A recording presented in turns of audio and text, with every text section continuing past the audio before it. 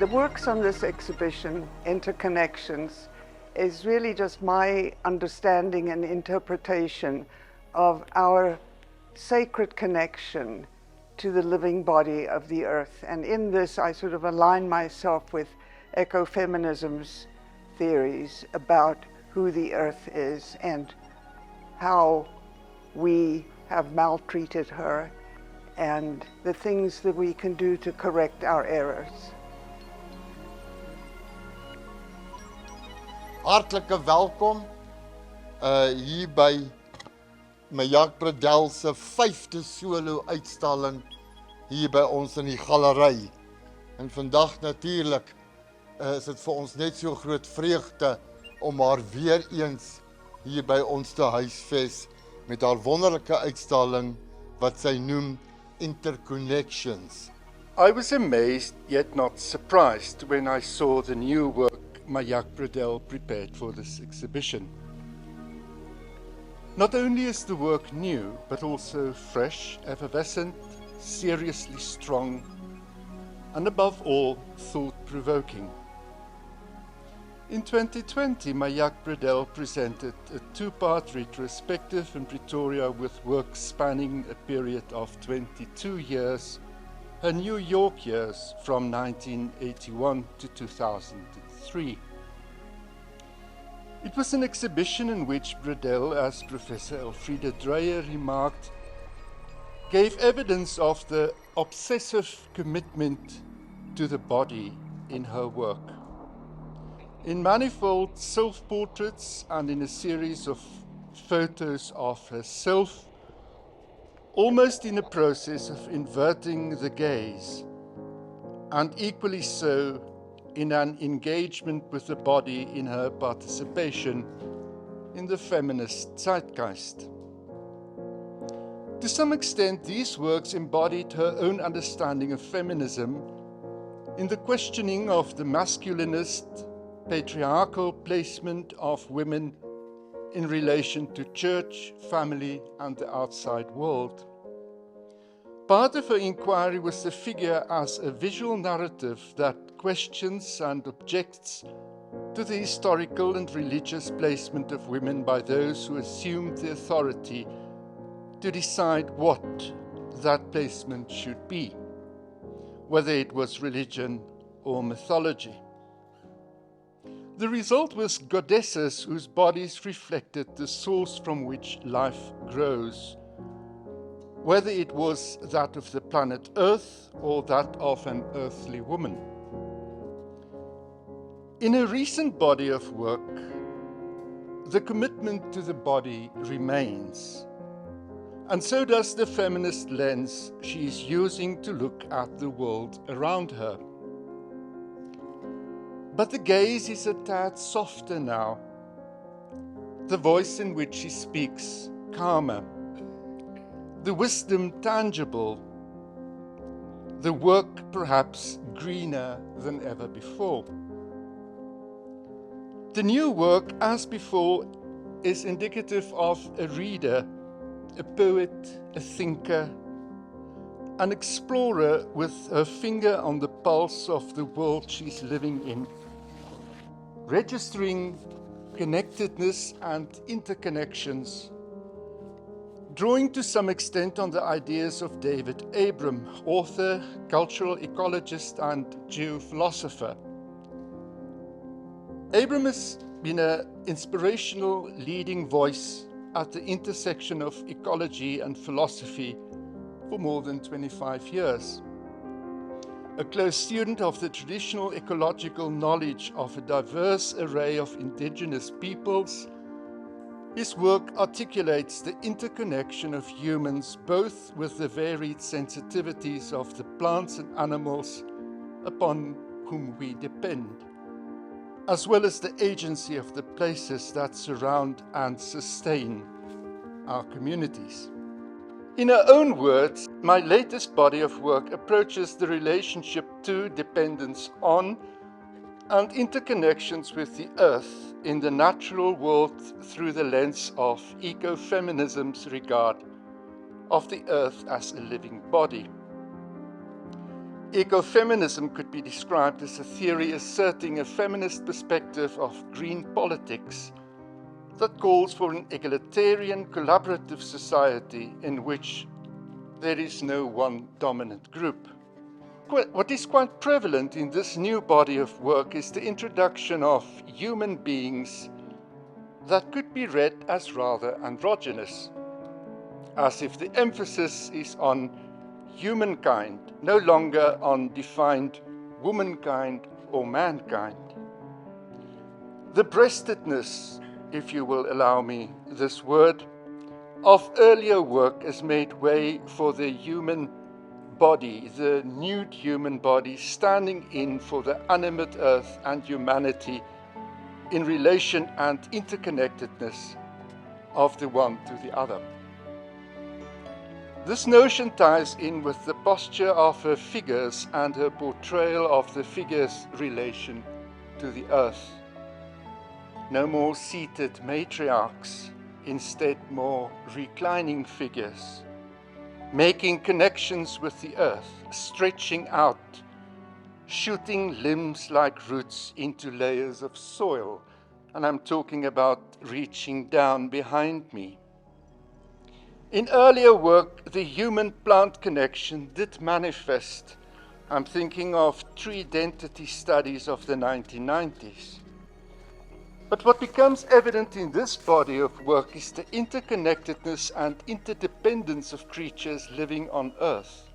Homo sapiens is no longer portrayed as the crown of creation, that biblical reference, but as part of the cosmos, not addressing nature, but in dialogue with nature.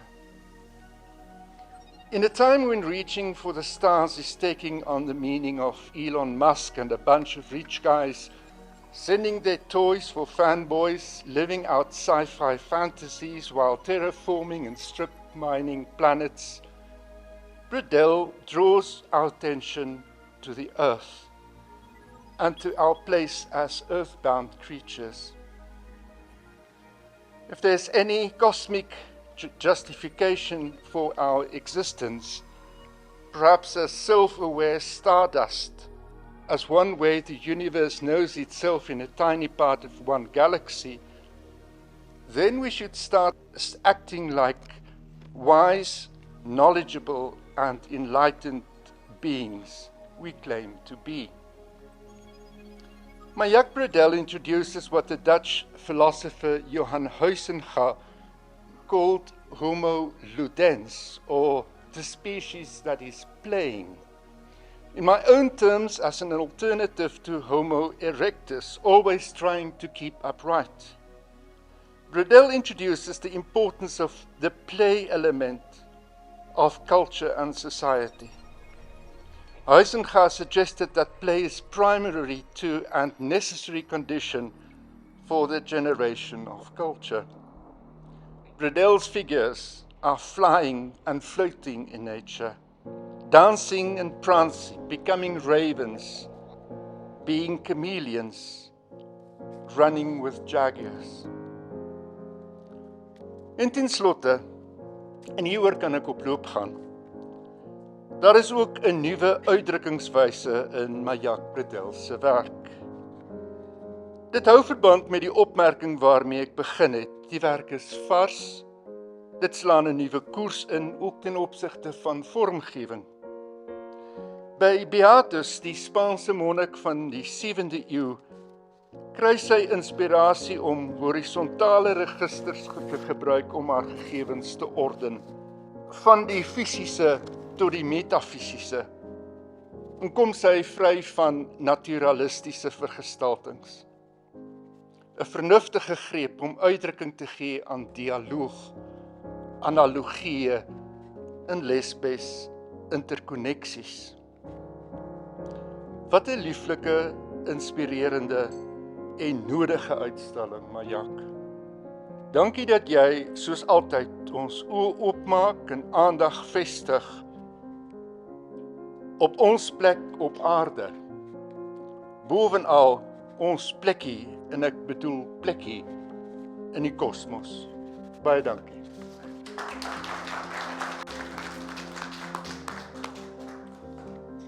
Ek wil net aan almal wat van naby en ver gekom het om hier teenwoordig te wees vandag, baie groot dankie. 'n Groot dankie aan Renée Conradie, by wie ek bly en wat my mildig bederf. En ook hierdie wonderlike man hier agter my en Nandi daar ander kant en Dora ander kant. The most professional, kind, supportive hanging team on the planet. I just want you to know that. Baie dankie Johan dat jy namens my kom praat het. Baie dankie. This is Majak Bredell's 5th solo exhibition here at the Association of Arts Pretoria, and we're so incredibly proud of her. It's a magnificent show, and I think she should be very proud of herself. And from all of us, good luck, Majak. It is surprising. One can see the same style, but every painting has an individual image and a message that touches one very deeply. I'm very impressed. Majak Bredell always surprises us with her exhibitions and let us think about what she has done in different ways. The first time I experienced her work and bought her work, I treasured it so much that it goes in my study. And every morning when I sit at my desk, I look at her work and I think back of the many thoughts that she encouraged me to look at, one of which was when women were priests. And as an Anglican priest, I really appreciated that. And now as I look at this exhibition, I can see she's taken that connection between the created world and earth to another dimension, and I really appreciate her for that. I've known Majak for 40 years now, since 1982, and I've seen different phases of her expression in her art, and it's fascinating. And I've always been deeply under the impression of her spiritual connections to the earth and to the cosmos, as we've heard now, and of the greatness of her work.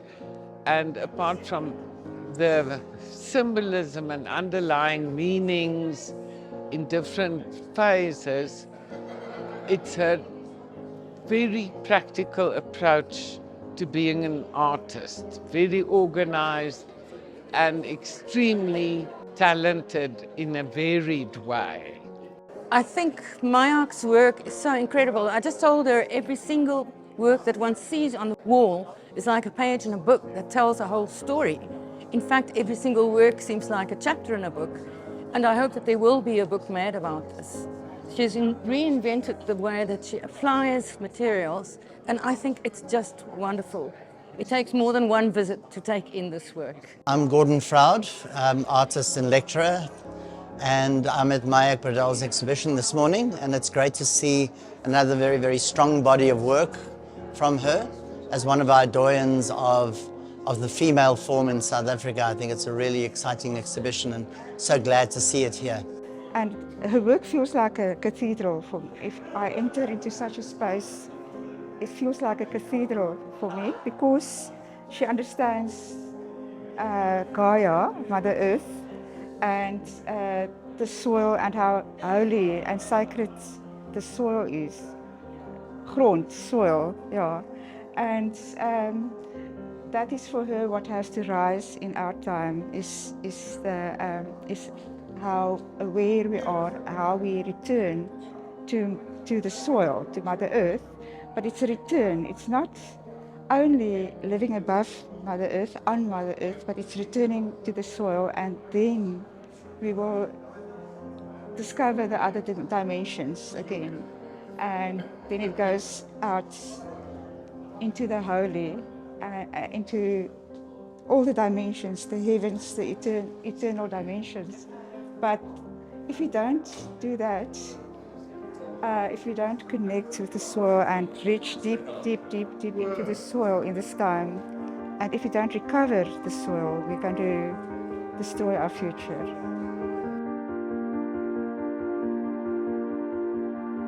Ik wil net die aandag daarop vestig weer. Onthou asseblief dat there's a artist walkabout Saturday 27 May at 10:30 for 11 o'clock.